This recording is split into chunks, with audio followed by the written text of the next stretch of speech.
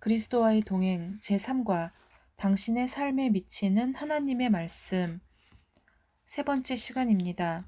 지난 시간에 하나님의 말씀을 당신의 것으로 삼는 5가지 방법에 대해서 나누었는데 첫 번째는 말씀을 들을 것, 두 번째는 말씀을 읽을 것, 세 번째 말씀을 공부할 것, 네 번째 말씀을 암송할 것, 그리고 오늘 말씀을 묵상할 것에 대해서 말씀을 나누겠습니다. 성경을 배우는 5가지 방법을 당신의 5손가락에 연관지어 보십시오. 당신이 만약 1개나 2개의 손가락으로 성경을 쥐려고 하면 잘 쥐어지지 않습니다. 그러나 손가락을 더 사용하면 성경을 더 힘있게 쥘 수 있습니다. 이것은 영적인 면에서도 그렇습니다. 만약 사람이 말씀을 듣고 읽고 공부하고 암송하고 또 그것을 묵상하면 그는 더욱더 성경을 힘있게 쥘 수 있고 그것이 완전하게 생활의 한 부분이 됩니다. 엄지손가락은 성경을 쥐는 그 어떤 손가락과도 연관되는 것이므로 듣고 읽고 공부하고 암송하는 것과 연관되는 묵상은 하나님의 말씀을 완전하게 취하는 데 있어서 필수 요소가 되는 것입니다. 24. 하나님의 말씀을 항상 묵상하는 사람에게는 어떤 약속이 있습니까? 시편 1편 2절에서 3절. 오직 여호와의 율법을 즐거워하여 그의 율법을 주야로 묵상하는도다. 그는 시냇가에 심은 나무가 철을 따라 열매를 맺으며 그 잎사귀가 마르지 아니함 같으며 그가 하는 모든 일이 다 형통하리로다. 하나님의 말씀을 묵상하는 사람에게는 모든 일이 다 형통하는 복을 주십니다. 여호수아 1장 8절. 이 율법책을 내 입에서 떠나지 말게 하며 주야로 그것을 묵상하여 그 안에 기록된 대로 다 지켜 행하라. 그리하면 내 길이 평탄하게 될 것이며 내가 형통하리라. 하나님의 말씀을 항상 묵상하는 사람은 형통할 것입니다. 시편 1편은 묵상에 대한 좋은 말씀입니다. 생활 습관과 안정과 장래에 관해서 경건한 사람과 그렇지 못한 사람과의 차이를 깊이 생각해 보십시오. 25. 누가복음 6장 45절을 숙고하십시오. 하나님의 말씀을 묵상하는 것이 당신의 말과 행동에 어떤 영향을 미친다고 생각합니까? 그렇다면 어떻게 영향을 미치는가를 쓰십시오. 선한 사람은 마음에 쌓은 선에서 선을 내고 악한 자는 그 쌓은 악에서 악을 내나니 이는 마음에 가득한 것을 입으로 말함이니라. 하나님의 말씀을 묵상하고 마음에 두면 그것을 말하게 되고 행동하게 되므로 하나님의 모습을 담게 됩니다. 26. 하나님의 말씀을 깨닫기 위하여 부지런히 그것을 배우는 것 외에 또 어떤 것을 우리가 해야 합니까?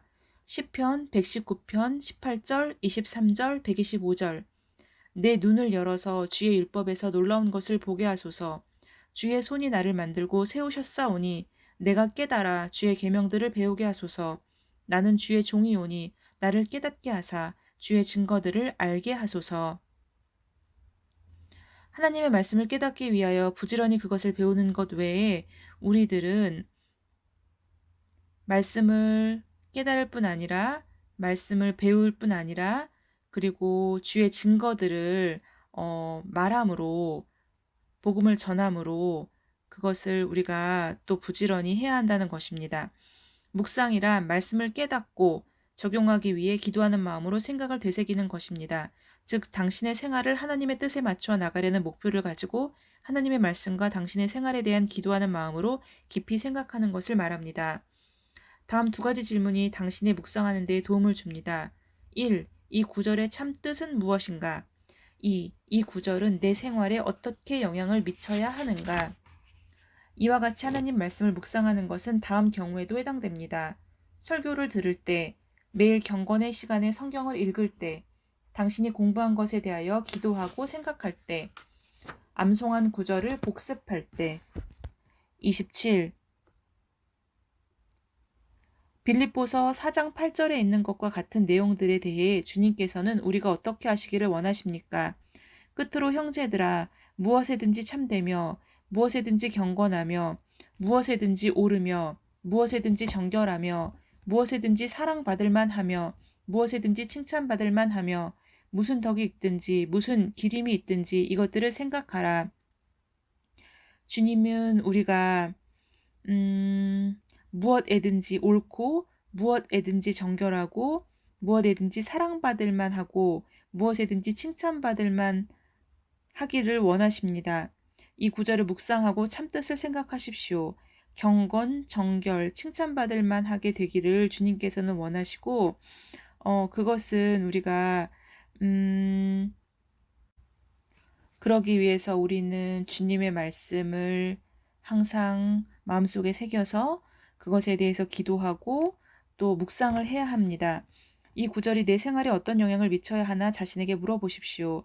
참되고 옳고 칭찬받을 수 있도록 하기 위해서 무엇을 하여야 할까라고 생각해 보았을 때 결국 우리는 참되고 옳고 칭찬받을 수 있도록 하기 위해서 쓰여져 있는 성경을 항상 읽어야 하고 그것에 따라서 행동해야 합니다. 묵상을 통한 축복과 교훈을 더 배우기 위해 시편 119편 23절로 24절, 59절로 60절, 97절로 100절을 상고하십시오. 고관들도 앉아서 나를 비방하였사오나 주의 종은 주의 율례들을 작은 소리로 읊조렸나이다. 주의 증거들은 나의 즐거움이요 나의 충고자니이다. 내가 내 행위를 생각하고 주의 증거들을 향하여 내 발길을 돌이켰사오며 주의 계명들을 지키기에 신속히 하고 지체하지 아니하였나이다. 묵상을 통한 축복과 교훈을 더 배우기 위한 첫 번째로는 그 계명들을 지키기에 신속히 하고 지체하지 아니하는 것입니다. 그리고 내가 주의 법을 어찌 그리 사랑하는지요. 내가 그것을 종일 작은 소리로 읊조리나이다. 주의 계명들이 항상 나와 함께하므로 그것들이 나를 원수보다 지혜롭게 하나이다. 내가 주의 증거들을 늘 읊조림으로 나의 명철함이 나의 모든 스승보다 나으며 주의 법도들을 지킴으로 나의 명철함이 노인보다 나으니이다. 항상 주의 말씀을 읊조림으로써 명철함이 그 누구보다 뛰어나진다는 것입니다. 일주일에 168시간이 잘 사용되고 있습니까? 어떤 변화가 있어야 하지 않겠습니까? 매일매일 성경을 읽고 그리고 묵상하는 연습을 하고 있는데 사실은 자칫 바쁘다는 핑계로 이런 것들이 매일매일 루틴하게 이루어지지가 않습니다.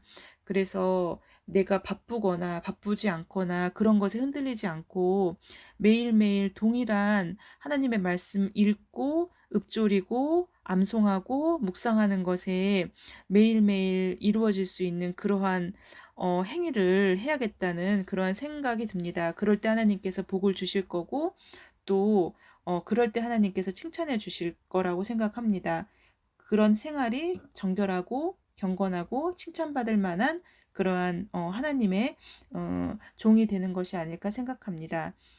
사람들이 자기들의 문제를 하나님께 친히 세우신 영원한 원리를 따라 해결하려 하지 않고 오히려 곧잘 편한 입장에서 쉽게 결정하려고 하는 이 불확실한 세대에서 나는 성경 공부의 가치와 중요성에 대해 거듭 강조하지 않을 수 없다. 존 워너 메이커. 아멘. 오늘은 총 3회에 걸쳐서 당신의 삶에 미치는 하나님의 말씀에 대해서 함께 말씀을 나누었습니다.